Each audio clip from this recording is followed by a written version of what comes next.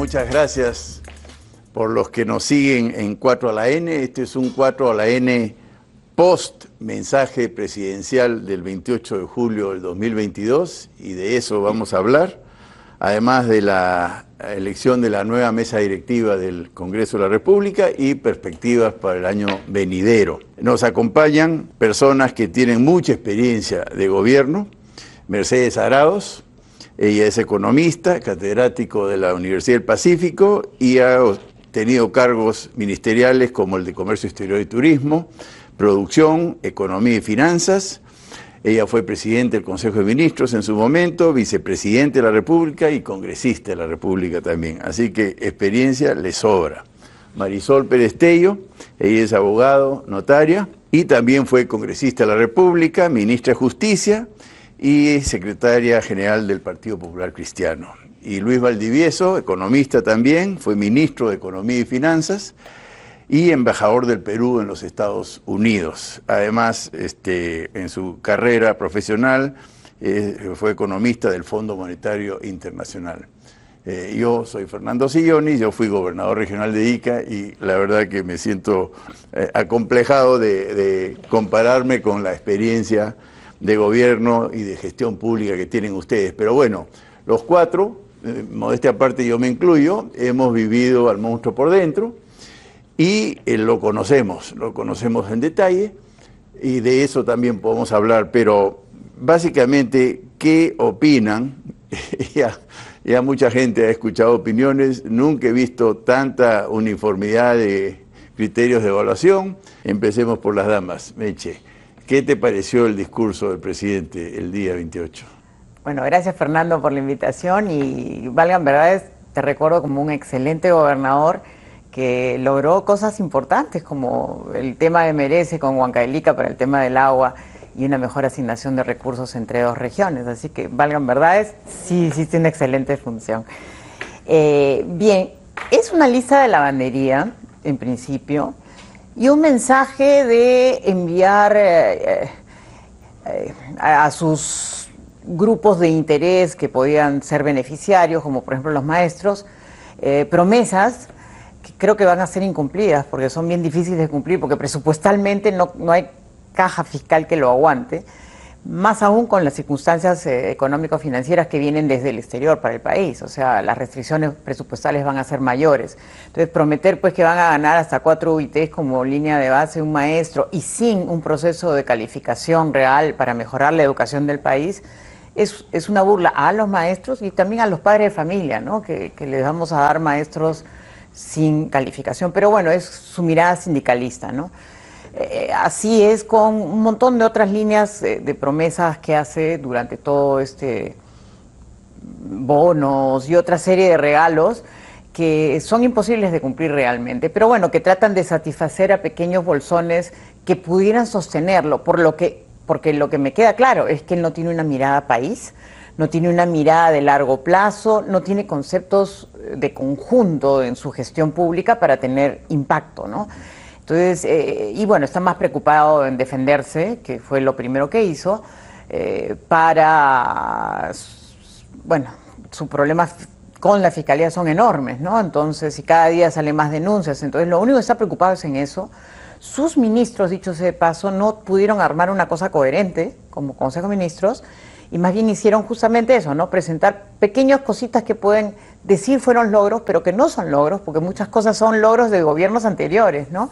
Por ejemplo, el CTPPP, el acceso a la OCDE, o sea, la invitación para acceder a la OCDE, que va a ser difícil cumplir con sus procesos de política pública, ¿no? Entonces, no quiero acaparar, pero creo que va por ahí, ¿no? Marisol, ¿cómo lo viste?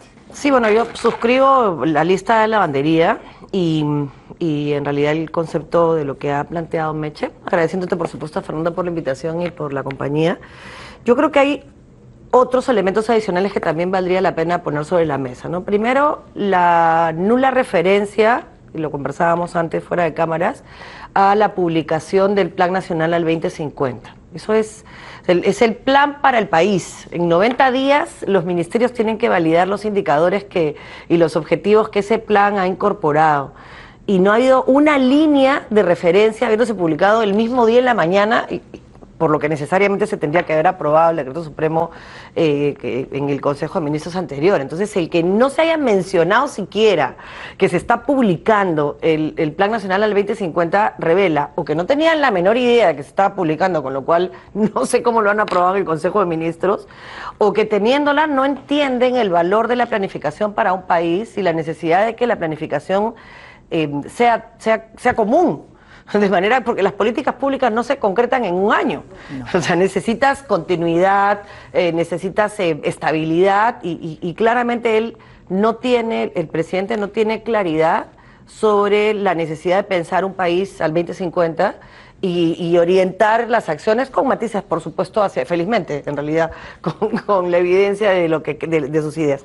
Eso es uno. Y luego, en paralelo a eso, amén, por supuesto, de su incapacidad de asumir errores y de reconocer que tiene investigaciones por actos propios, porque nadie se ha inventado los $20.000 en el baño, ni la tesis, ni el plagio de la tesis, o sea, nadie se inventó esa tesis, la hizo antes con su esposa para ganar más plata y perjudicar a los maestros a los que pretende hoy aumentarles un sueldo, efectivamente sin posibilidades reales de cumplir esa promesa.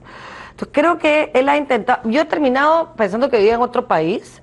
Los sectores que conozco bien, que no tenía que validar, digamos, justicia, hay una falta de reconocimiento al trabajo previo. Cárceles Productivas es una decisión política que tuvo premio, o sea, tuvo un reconocimiento nacional a mejor, un premio por gestión y un reconocimiento internacional en la Comisión Interamericana. Y fue obra de Carlos Oe Vázquez, el presidente del INPE en ese momento, con el respaldo político, en ese caso, el mío y por supuesto el del presidente, porque había que asignar recursos, en fin, articular al Banco de la Nación, a RENIEC, para que se pudiera no solamente pagar el 30% en reparación civil, que en este país nadie paga reparación civil, sino que se pudiera mejorar infraestructura. Entonces sí que me parece, y eso, y la Dirección General de Búsqueda de Desaparecidos, me parece bien lo que se ha hecho, pero que se entienda que hay mucha gente trabajando hace muchos años, y en todo caso que se sea más honesto con lo que se le plantea al país como logros. Me parece importante mencionar que se ha continuado con el trabajo, que eso es bien serio en un país que normalmente se reinventa. Pero yo creo que es eso. Y esta sensación de que siempre es la víctima, que la prensa tiene la culpa, que la oligarquía tiene la culpa, y intentando dividir al país entre pobres y ricos, entre gente con privilegios y gente sin privilegios, que es real, pero que él lo que está usando es el poder para darle privilegios a sus sobrinos, a su hija, hermana, cuñada, a su esposa. Entonces, él es el gran corrupto al que ha hecho tantas veces referencia, ¿no? Sí, yo creo que la palabra corrupción tiene que aflorar en todo el análisis que hagamos, que se haga sobre él, ¿no? Porque realmente todo lo que está sucediendo es una derivada de la corrupción, ¿no? No es solo incompetencia, no es solo ideología, es corrupción. Pero Lucho, ¿tú cómo viste el mensaje? Para mí fue decepcionante, es como decirle, ahí tienen varias cosas, ustedes imagínense cuál es la historia y hacia dónde vamos, ¿no? Es como contarle a los niños el cuento de la Caperucita Roja diciéndole hay un lobo, hay una caperucita, hay una abuelita, y ahora ustedes inventen pues qué es lo que pasa, ¿no? Acá tienes la lista de lavandería y esto es lo que está pasando en el país, pero ¿a dónde vamos? No sé. No sé ni quiero que se enteren tampoco. Y eso es lamentable. Tener un líder que no te dé una dirección, un líder que no explique cómo sus lineamientos originales que se presentaron al momento de asumir la presidencia, cómo se ha avanzado en el logramiento de esos objetivos, cero. Absolutamente nada. Y un país no puede ir sin una dirección y no puede ir sin piloto. Entonces aquí hay un problema muy grave. Segundo, hay un resentimiento de parte de este señor social que lo quiere hacer evidente y se lo quiere contagiar a todos los demás. En este país se ha disminuido la pobreza, se ha disminuido la desigualdad durante muchos años, de manera sistemática. Que no venga a querer negar esos desarrollos. Y no ha sido por él. Va a ser a pesar de él, a pesar de su gobierno. Y eso lo quiere tapar. Y después acusa a la prensa de no hablar de sus logros, ¿no? ¿Cuáles logros? O sea, la pregunta es, ¿cuáles logros? ¿Lo que ha dicho son logros? Yo la verdad que tengo muchas dudas respecto a lo que ha listado como logros. ¿Acaso es logro de él haber exportado más? ¿Acaso de él haber producido más en el sector agrícola? ¿Acaso es logro de él? ¿Acaso puso el marco necesario para la inversión privada, lo fortaleció? ¿O lo hizo más difícil? Con todos los cambios laborales que han introducido con sus ministros, agentes del socialismo, con todos esos cambios que ha introducido en el régimen laboral, ¿cree que ha hecho más fácil la inversión privada?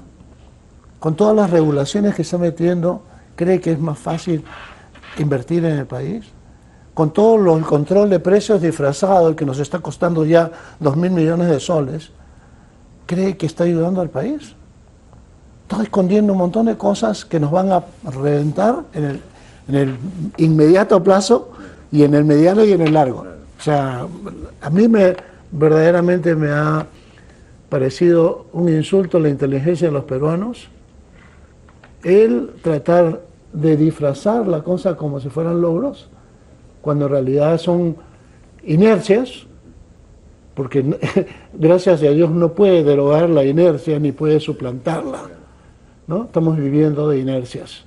Efectivamente. ¿Y qué crees que va a pasar, Meche? Yo lo que he visto el 28, el 29 y ahora sí es todos los días, se tiene que blindar del pueblo, porque el pueblo lo insulta, lo corre,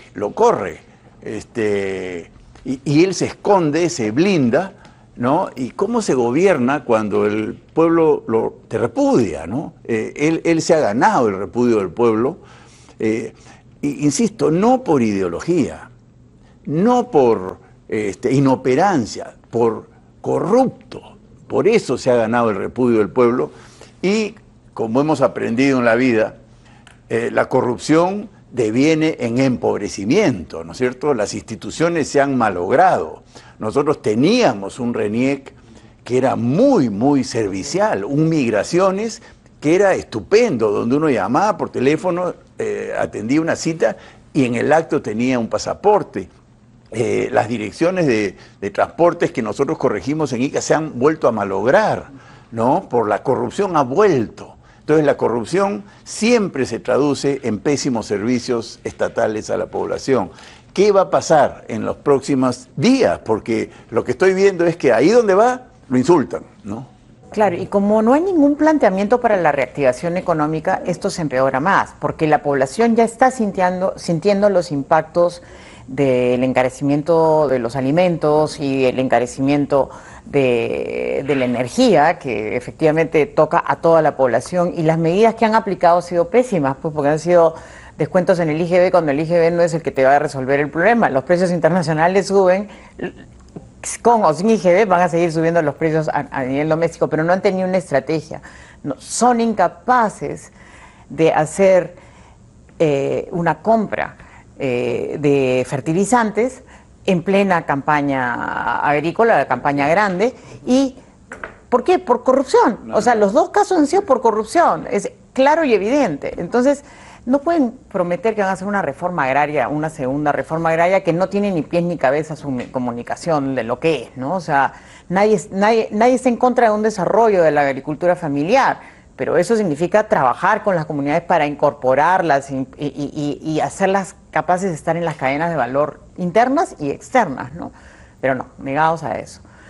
El tema de las pensiones, o sea, la promesa de hacer una reforma pensionaria excluye a la ONP y excluye a las AFPs. Es de locura, pues, ¿no? Porque no estás hablando con los actores que tienen que estar. Entonces, la sociedad va a sentir cada día más allá del tema político, que esta corrupción, que esta falta de accionar público está siendo cada vez peor.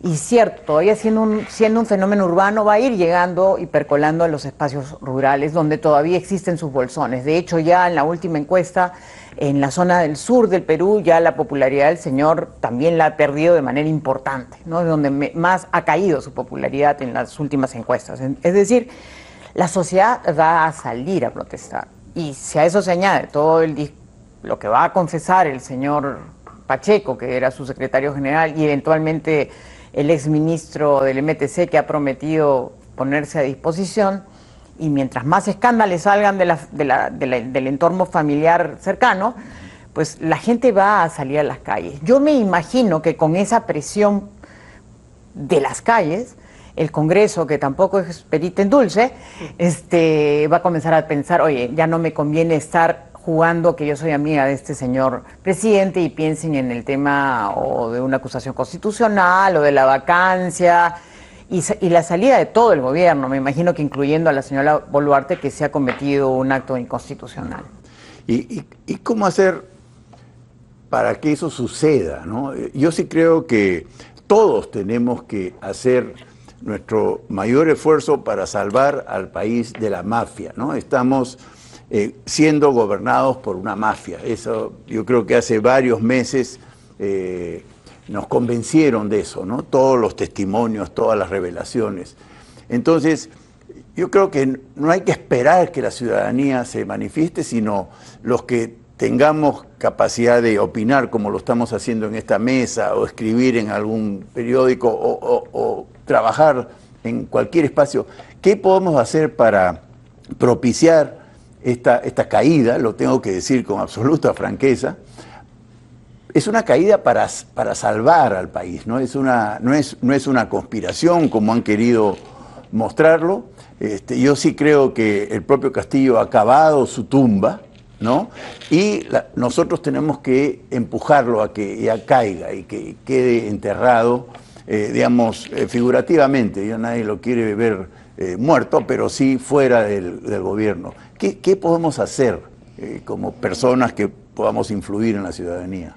Yo creo que primero decir la verdad, ¿no? O sea, yo creo que acá hay que mantener los modales republicanos, el respeto a la institución presidencial, pero también decir la verdad. Yo solamente quiero añadirle a lo que tú has dicho, que en verdad nosotros no estamos precipitando la caída de él, estamos evitando la caída de todo el país, claro, que es diferente. Es diferente. O sea, no es que estemos, no es nada contra Castillo. Claro. Castillo empezó el 28 de julio durante un año, de manera sostenida, disciplinada, se ha dedicado a socavar al país. Claro. Más allá de la corrupción, que es evidente, los sobrinos de Silva, de Tarata, del plagio, que para mí la deshonestidad intelectual es un asco siempre. De un profesor no tiene nombre.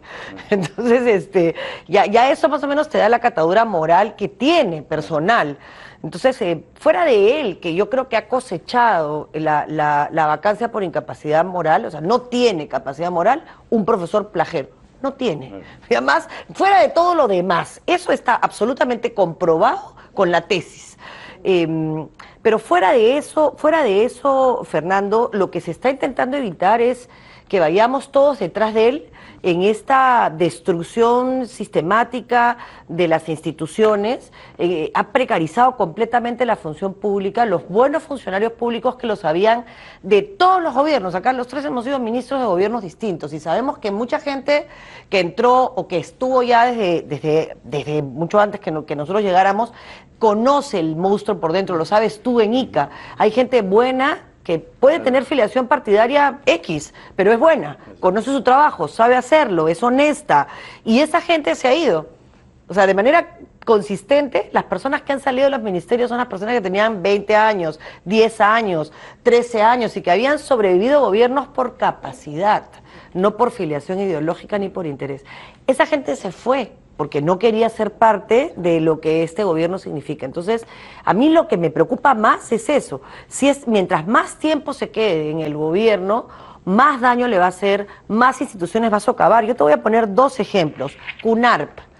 El haber incorporado a la CUNARP en la base de datos de los pueblos indígenas es dinamitar a los pueblos indígenas, que ha sido tan complicado para el país entender su dinámica, su cosmovisión, el poder trabajar en hacerles entender que no hay que escoger entre agua y oro, que agua y oro son posibles, que se puede hacer actividad extractiva, se puede hacer actividad minera con la tecnología de hoy, sin dañar el medio ambiente, el poder trabajar juntos en monitoreos. Todo eso se va por un tubo cuando tú incorporas a CUNARP, que es la base de los ronderos, para que licúen la representación indígena en la toma de decisiones a nivel nacional que les impactan. Eso es gravísimo. Y lo que está haciendo con los profesores, creando sindicatos paralelos, lo que decía Mecha al inicio, quiere concentrar su base social, tenerlos contentos, ¿no? Claro, y sobre la base de esas pequeñas cuotas de poder, pretender sostenerse. Pero yo creo que el país es más inteligente, no vamos a dejarnos llevar de las narices, y creo que lo que hay que conseguir es los votos en el Congreso para que ellos dejen de estar pensando en su cuota a fin de mes y aprueben la vacancia y un adelanto de elecciones, porque el Congreso también se ha desprestigiado en ese esfuerzo, ¿no? Muchas gracias. Vamos a hacer una breve pausa y seguimos. Bueno, seguimos. Lucho, ¿qué va a suceder en los próximos días después de lo que estamos viendo, de esta degradación de la figura presidencial y de las instituciones que sirven a la ciudadanía desde el Estado? ¿Qué va a pasar? Yo creo que tenemos dos frentes simultáneos. Uno es el lado político y el lado de cómo evitamos que la corrupción se vuelva endémica en el país.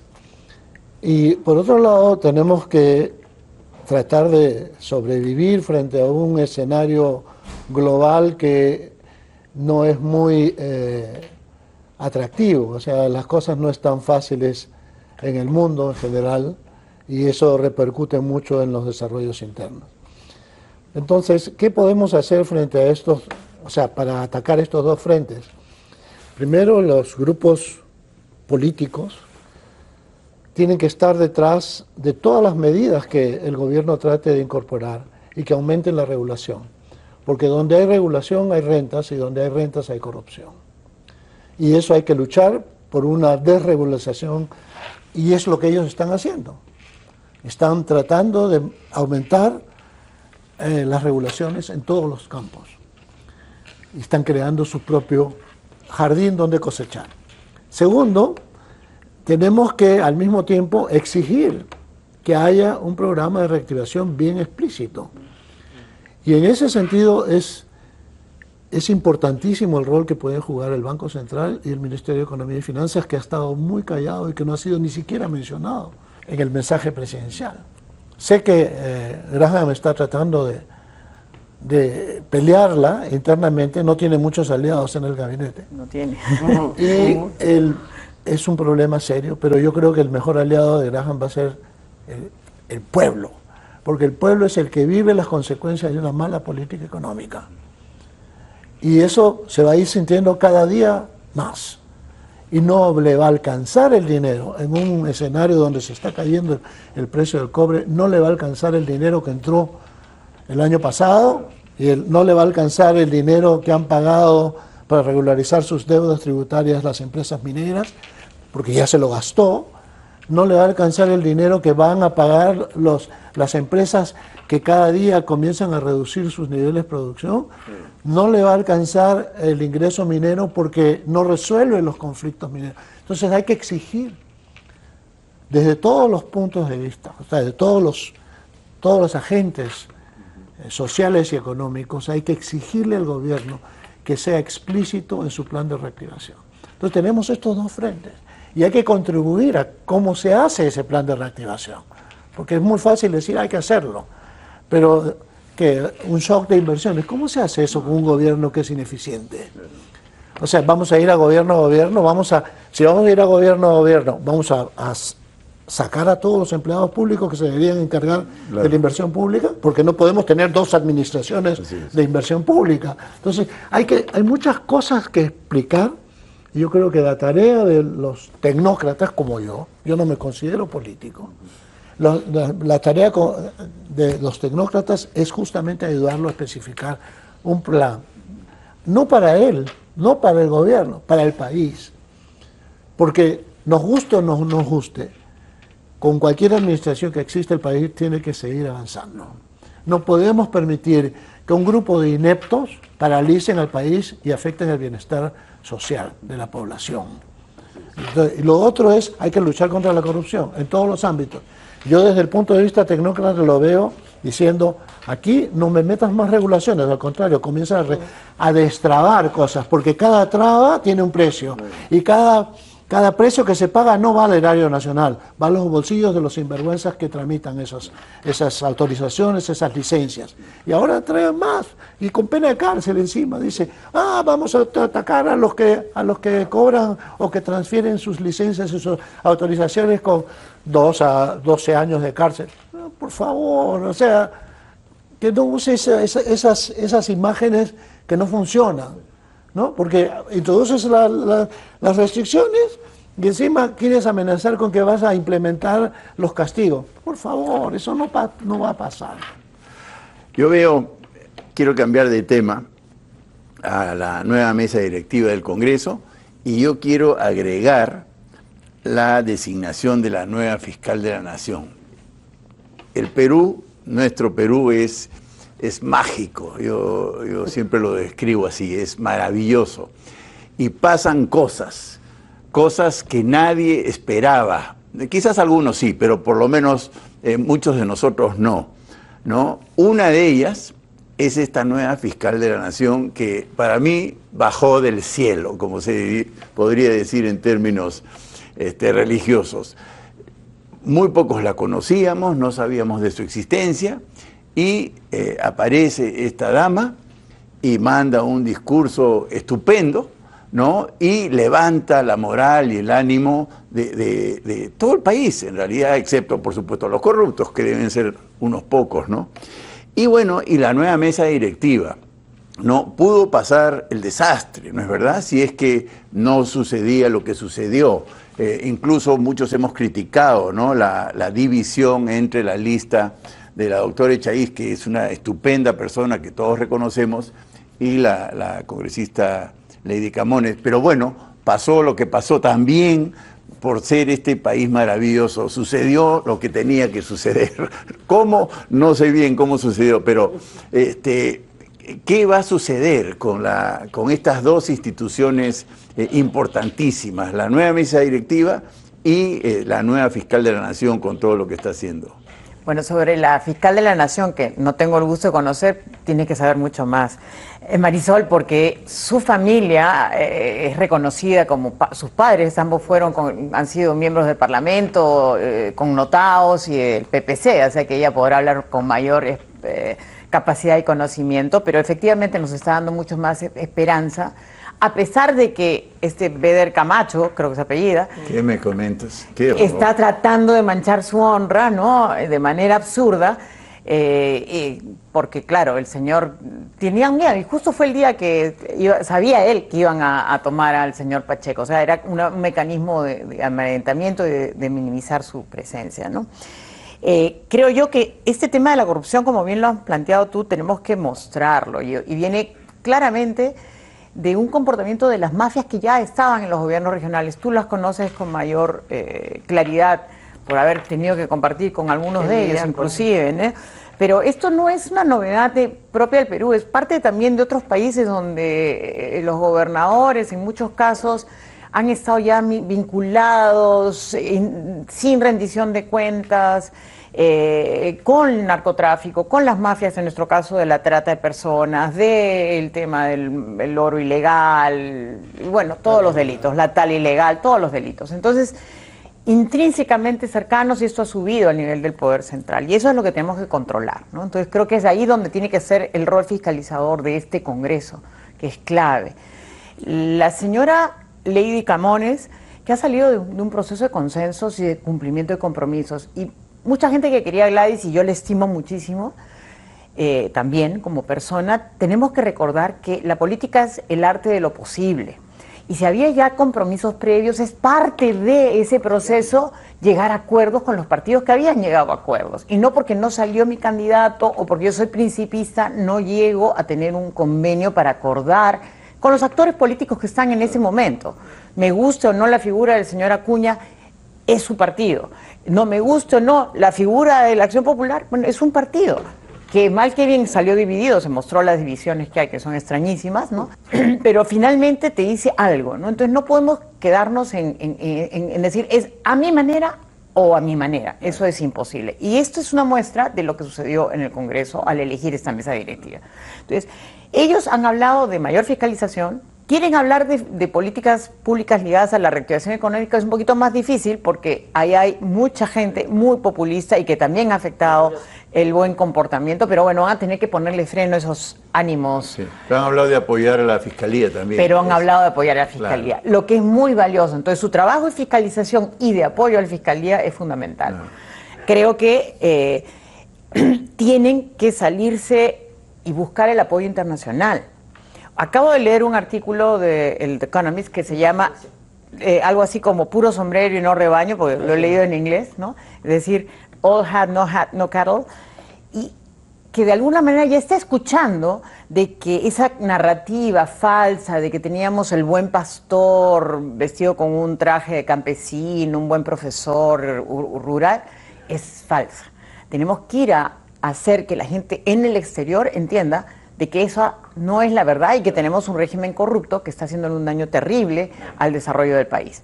Y eso creo que también lo puede lograr el Congreso sin hacer mucho escándalo, siendo capaz de comunicar y explicar qué es lo que está pasando, ¿no? Hablar con las organizaciones internacionales que ameriten que conozcan los hechos tal como son. Ya la prensa internacional comienza a recoger esto. Creo que es relevante que nosotros, los que podamos hacer esa abogacía por ello, tenemos que comenzar a mostrar que tenemos que cambiar esta situación por el bien del país y comprometernos en algo. Que una vez salido este señor, no nos vamos a seguir peleando, sino vamos a sentarnos en una mesa para dialogar en los acuerdos mínimos que nos puedan hacer otra vez un país viable, ¿no? Así es, hablando de unidad y consensos y diálogo, ¿no? Con Marisol estamos inmersos en un proceso muy bonito en ese sentido.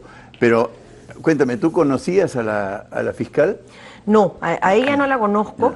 No, mi ejercicio profesional ha estado en la notaría. Con mayor razón, pues bajó del cielo. No, literal.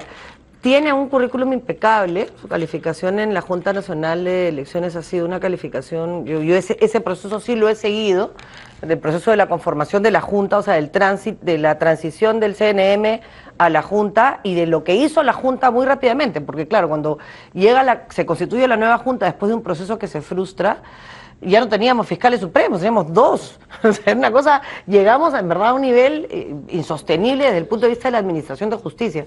Y entonces ha sido muy importante el nombramiento de estas 2 nuevas fiscales, y ella sí sé quién es, porque es hija de 2 connotados pepecistas. De hecho, creo que ella tuvo una militancia cuando era muy joven, porque los padres eran, digamos, 2 figuras del partido, y son gente buena. Y lo normal es que de un buen árbol hay buenos frutos, y son gente honesta, comprometida con su país, bueno, eran, con una vocación de servicio a toda prueba, y yo creo que ella estaba demostrando eso, ¿no? Mucha valentía al haber decidido continuar con las investigaciones, mucha claridad. Obviamente hay decisiones que tomará que seguramente no se entiendan, las explicará. O sea, yo creo que hay que tener una conducta muy transparente de parte del Ministerio Público, que necesita que recuperemos la confianza, ¿no? Porque yo me he quedado con 3 temas que han soltado ustedes, que quiero relacionarlos con lo que estamos viviendo y con tu pregunta, ¿no? Primero, el a dónde vamos. O sea, yo creo que gran parte de la incertidumbre que genera Castillo, o el presidente Castillo, y la verdad es que a mí me da pena la institución presidencial, pero no la ofendo yo, la ofende él con su presencia permanente. Pero esto que decía Lucho, ¿no? ¿A dónde vamos? En este mensaje a la Nación, y en que no se haya hecho referencia al Plan Nacional 2050, que es el a dónde vamos, te demuestra que, o sea, tiene un carro y ni siquiera sabe que lo tiene, ¿no? A mí eso me ha dejado. Yo he tenido que revisar si de verdad se había publicado el plan o era un fake, porque no podía creer que un decreto supremo se aprobara, se publicara el 28 de julio y se hiciera referencia al plan 2030 de mejorar la gestión pública, pero no la visión país, porque él no tiene visión país. Entonces, el a dónde vamos es un sueño que hay que construir juntos. Y yo creo que el punto de partida para la construcción de ese sueño, que por supuesto puede tener base ese plan, porque ese plan es lo único que funciona en este país, creo que están 6 años las mismas personas, porque como a nadie le importa, nadie entiende la importancia de la planificación. ¿Quién en este país puede pensar en que sus hijos van a ir a la universidad sin planificar dónde va a salir la plata? O sea, uno tiene que diseñar y planificar para poder, bueno, tú que trabajas en agricultura, ¿quién más que el agricultor sabe todo lo que tiene que está en juego para que pueda cosechar? Y luego el tema de la corrupción, has hablado de la corrupción, ¿no? O sea, tenemos que soñar el país que queremos y tenemos que Por eso el Ministerio Público es clave, que combatir la impunidad, la corrupción y la inseguridad ciudadana son síntomas. La verdadera enfermedad es la impunidad. Y yo creo que ha hecho muy bien Lady Camones, pero muy bien. En su discurso yo quiero rescatar 4 cosas. Más allá, por supuesto, de que coincido absolutamente que los acuerdos políticos, si no se respetan, no hay ninguna posibilidad de trabajar en conjunto, que es lo que se necesita hacer. Habló de seguridad ciudadana, no en el aire, consciente que no tiene iniciativa de gasto, con lo cual no cayó en la tentación populista de anunciar un montón de cosas que no puede hacer.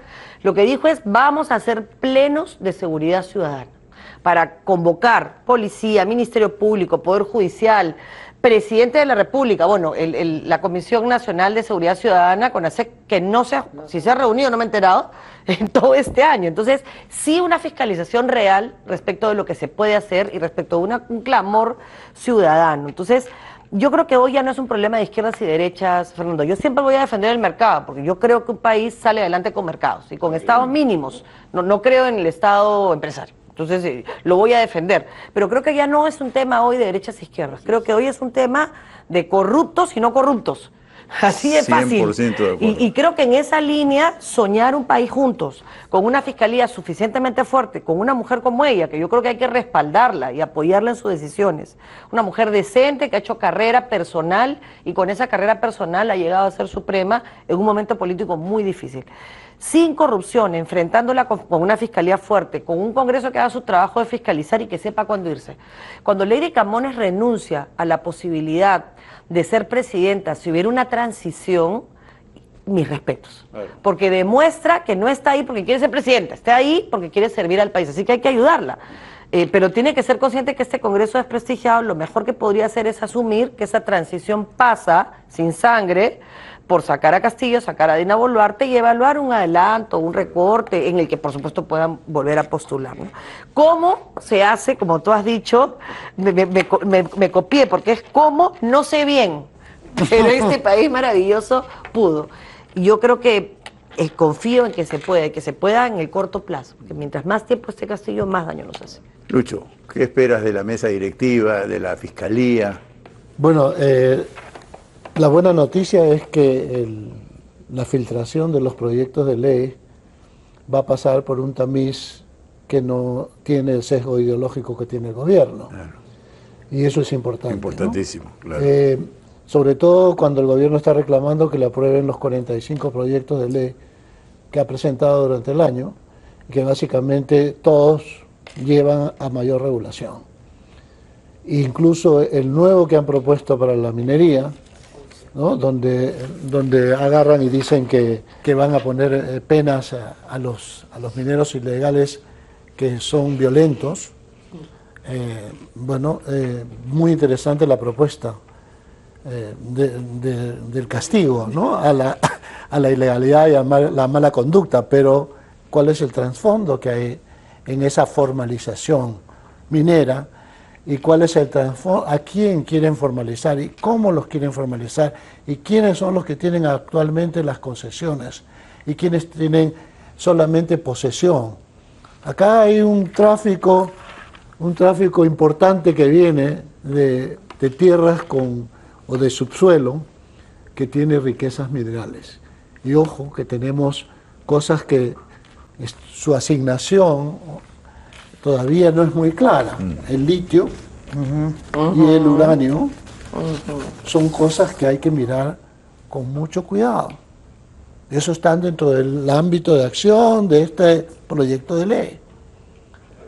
Y el otro problema que espero que ataque el Congreso y que lo filtre es el de la organización territorial del país y las modificaciones que se hagan. ¿Qué significa eso exactamente? ¿A qué se refieren? Organización territorial. Bueno, ahí hay una cantidad de cosas que exige la OSD como parte del proceso de integración. Y es definir los distintos distritos que conforman una unidad en la cual va a haber un gobierno de carácter corporativo. Entonces, eso tiene que irse definiendo, y acá venimos al otro concepto que se trató de empujar hace muchos años, que es las macrorregiones. ¿De acuerdo? O sea, es muy importante, pero eso va de la mano con la definición de los sectores políticos y cómo constituyes tú, y viene de la mano con decidir si es que quieres una representación nacional, diríamos, la quieres de carácter federal, claro, la quieres de carácter regional, ¿no? La quieres, tiene toda una serie de connotaciones, y Meche lo sabe muy bien porque ella estuvo involucrada en la preparación de ese capítulo de la Organización Territorial de la OSD, que las recomendaciones y la evaluación que hicieron ellos. Acá tenemos un país que fuera de Lima tiene unidades sociales muy pequeñas, muy difíciles de conectar, muy difícil de darle los servicios que necesita la población. Entonces cuando uno dice, voy a dar electrificación rural, ¿sí? ¿Cuánto cuesta? O le voy a dar internet. ¿Cuánto cuesta llevarle internet, agua y electrificación a un sitio que tiene 1000 personas? Claro. Y el otro queda a 15 kilómetros y tiene que llevarle también a 800 personas. Y el otro tiene 2000 personas. Y así, o sea, la atomización social es muy grande. Entonces, ¿tú cómo resuelves un problema de esa naturaleza como Estado, que tienes que darle a esa gente los servicios públicos a los cuales tienen derecho? Pero, diríamos, para los cuales tienen que pagar también, ¿no? O sea, la pregunta es, tienes que definir una base tributaria, tienes que definir cómo van a pagar y qué van a recibir. Entonces, gracias por la aclaración, pero me están diciendo que tenemos que hacer una pausa y seguimos. Bueno, Lucho, te interrumpí. La organización territorial, me parece muy interesante ir al concepto de macroregiones. Indudablemente, es un tema fascinante, pero quiero regresar al punto que yo quería hacer.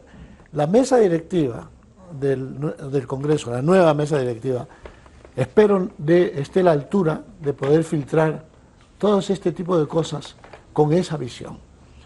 No queremos un país que esté sobreregulado, porque eso invita a la corrupción.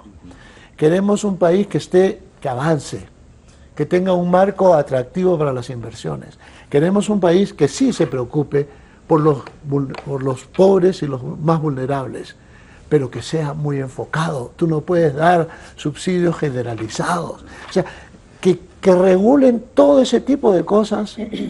Por ejemplo, este señor se ha dado el lujo de hablar del presupuesto del año 23 y todavía no lo ha presentado al Congreso. No puedes tú hablar de asignaciones presupuestales cuando todavía no han sido aprobadas. Eso es populismo. Y la reactivación, cuando mencioné el hecho de que tenemos que participar y dar ideas para la reactivación económica, la reactivación no va a venir por el lado del consumo, que el consumo es el primero que se alimenta de estos bonos, de estas cosas que son generalizadas. El multiplicador del consumo es mucho menor que el multiplicador de la inversión. Por eso la gente dice, mejor prefiero asignar a la inversión que al consumo. Y aquí lo que se está haciendo, están regalando los que tributamos, se está regalando para el consumo. Claro, la fiesta es muy agradable ir a una fiesta donde te regalen cosas, pero la pregunta es, ¿quién va a pagar después el costo de la fiesta? Sobre todo si continúa. Y aquí un pequeño, y disculpen que esté tomando tanto tiempo, el déficit ha caído y muchos están contentos por el hecho de que está disminuyendo. Para mí la gran preocupación es la calidad del gasto. Claro. Y en qué estamos gastando. Ha caído porque han subido los ingresos. Claro. Y no los estamos ahorrando. Y segundo, ha caído porque no se puede gastar en las cosas que se tienen.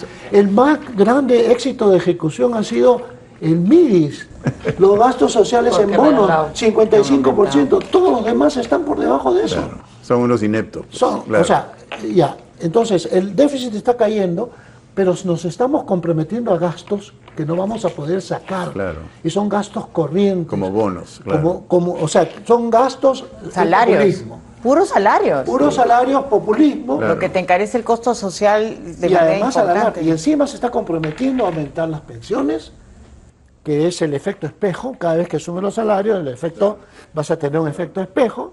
Y tenemos, o sea, compromisos que van a permanecer en el tiempo. Yo quiero verlo, que saque que vaya a sacar el fondo de compensación de los combustibles. Yo lo quiero ver. Claro. Cuando llegue a $1.000 millones, como fue cuando yo entré de ministro, yo encontré un fondo de estabilización de $1.000 millones que debíamos a las compañías, que vendían petróleo, gasolina y diésel, ¿no? Ahora, yo lo quiero ver. Ahorita está ya en 2.000 millones de soles. Ya está en los 500, ¿no? Yo lo quiero ver cuando llegue a 1.000, 1.500 y él dice, tengo un fondo de estabilización fiscal de 1.500. Teníamos buenos precios. ¿Ah? O sea, porque al final, bueno, yo continuaba después, Sí, ¿no? claro. O sea, en ese momento teníamos buenos precios internacionales que nos podían ayudar a solventar Y ese los fondo ahorramos y los también, ahorramos. y los ahorramos porque y son logramos temporales. hacer reformas de tal manera que podíamos seguir subsidiando a las familias en vez de generar un impuesto así, un regalo ciego de recursos Exactamente. al Fondo de Estabilización. Exactamente. Bueno, estamos en la última ronda. ¿Qué va a pasar en este año? ¿Qué va a pasar? ¿Y qué podemos hacer para que pase el escenario deseado? El desenlace. Yo creo que primero respaldar a la fiscal. O sea, hay que hacer todas estas cosas que han comenzado a generarse alrededor no son casuales. La investigación que se está haciendo contra su hermana es obviamente es una barbaridad. Yo conozco bien el tema, lo he revisado en profundidad. Es una denuncia a partir de la cual se crea todo un mito en torno a una serie de fiscales por beneficios penitenciarios, pero eso tiene que seguir su proceso y como todo, finalmente quien sabe que es inocente tiene que someterse a la justicia sin ningún problema, cosa que el presidente no ha entendido hasta ahora. Ni siquiera sabe leerla, cuando está ahí escrita para que se lea, ni siquiera la ha podido leer, porque no la puede verbalizar. ¿Qué tiene que pasar? Que la fiscalía continúe haciendo su trabajo y haciéndolo bien, de manera que todos tengamos la garantía de que no va a haber impunidad. Segundo, que el Congreso tenga la valentía de hacer lo que tiene que hacer. El tema de Dina Boluarte tiene que votarse a la brevedad. Lo que ella ha hecho calza exactamente con lo que pasó con el alcalde de Lima, claro, que me puede parecer terrible. A mí me hubiera encantado que el alcalde de Lima hubiera terminado su gestión. Claro. Pero lamentablemente hay una figura que existe, que está regulada en la ley, y la ley es dura, pero es la ley y hay que cumplirla. Claro. Y así como se aplicó con toda dureza para él, tiene que aplicarse con la misma dureza y con la misma firmeza para Dina Boluarte, que está en una situación muy complicada con el tema del club Apurímac y todos los documentos que ha firmado. La gestión de intereses es evidente. Entonces yo creo que ella tiene que irse. Y tiene que irse por actos propios. Esto no se puede culpar a nadie. Y luego creo que solo el plagio, independientemente de todo lo demás que tiene que ser investigado, que se prueba con la tesis, demuestra la calidad, la incapacidad moral de quien además movilizó a maestros y paralizó el país en temas de educación por meses, simplemente con un interés personal que él ya había garantizado haciendo el plagio que hizo para ganar más plata, porque ese era el único objetivo que tenía, no tenía otro, perjudicando a los maestros que sí querían ascender en su carrera, ¿no? Ese es un tema que para mí se cae de maduro. Y la mesa directiva, a partir de la renuncia que ya ha sido pública por los miembros de la mesa previa, debería de impulsar las votaciones porque eso tiene que ser democrático, la salida tiene que ser democrática y tiene que ser pensada para que la calle no se levante. Y lamentablemente la única manera de que la calle no se levante en términos de muertos, ¿sabes? Porque manifestaciones van a haber todo el tiempo, si vuelven a hacer barbaridades como la de Jeín o como la de los héroes de Chavín de Huántar, la gente va a salir a reclamar con toda razón. O retrocesos en leyes importantes como la de SUNEDU o como los derechos sexuales y reproductivos para que en un país donde niños son violados todos los días, todo el tiempo, es una cosa increíble, ¿no? Pero yo creo que el camino es ese. Terminar el trabajo con Dina Boluarte, que es un trabajo a partir de lo que ella ha hecho, nadie se lo ha inventado, hacer la denuncia, el pedido de vacancia por incapacidad moral. Para mí el plazo es suficiente, pero por supuesto hay un montón de situaciones adicionales si quieren, y si no, no necesitas probar que es incapaz por A, B, C, D. Es incapaz porque es un maestro que ha plagiado su tesis. Y a partir de ahí, si quieres, entiendo que se está haciendo un esfuerzo de consenso. Y estar en capacidad de renunciar. Yo creo que este no es momento para pelear por una ambición personal. Pero creo que vale la pena aclarar algo, ¿no? O sea, ellos están en capacidad de renuncia, pero tienen que quedarse un tiempo más. Absoluto. Para lograr que haya este proceso electoral. Absoluto. Y para ello, entonces sería bueno contribuir en ese sentido a que haya la posibilidad de reelección, que haya la bicameralidad. O sea, necesitamos ciertas herramientas políticas que le dé tranquilidad a la población de que no vamos a elegir más de lo mismo. Totalmente. ¿no? Entonces, creo que sí podemos darle ese espacio de tranquilidad también a los propios congresistas que no se sienten culpables de haber hecho actos corruptos, de que pueden volver a ser candidatos electoralmente, o sea que no están negados a poder postular. No significa que van a salir elegidos, sino significa que pueden postular. Entonces, darle una salida política real, y eso significa consensos internos también. No nos rasguemos las vestiduras y que se vayan todos, porque ¿sabes qué? Es un discurso muy perjudicial para el desarrollo de la institucionalidad del país. Totalmente. Eso es clave, No yo es creo. democrático y además va contra la República. Así es. Sí. Yo pienso que no hay duda de que necesitamos una solución política, porque con esta incertidumbre no podemos seguir. Y tiene un impacto tan grande sobre la parte económica que hay que realmente tratar de buscar una solución lo más rápido posible. Sobre todo porque ya estamos viendo que se está desacelerando el crecimiento, estamos viendo que las condiciones externas cada día vienen más desfavorables, el viento de cola se está volviendo al contrario, ya no nos empuja, sino nos está aguantando y cada vez vamos a crecer menos.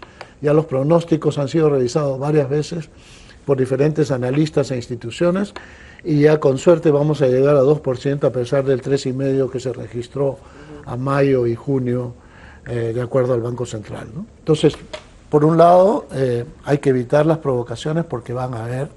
Todo esto es un plan preparado, viene con una agenda internacional que trata de minar la democracia. Y esto es muy serio y hay que evitar las provocaciones precisamente en las marchas. Lo que hay que hacerlo es democráticamente. Claro, si hay necesidad de hacer marchas que sean los más pacifistas, pero va a haber provocaciones. Y la solución la tiene en la mano en la Junta Directiva del Congreso, en los políticos, y también vamos a tener que preocuparnos muchísimo de las campañas regionales.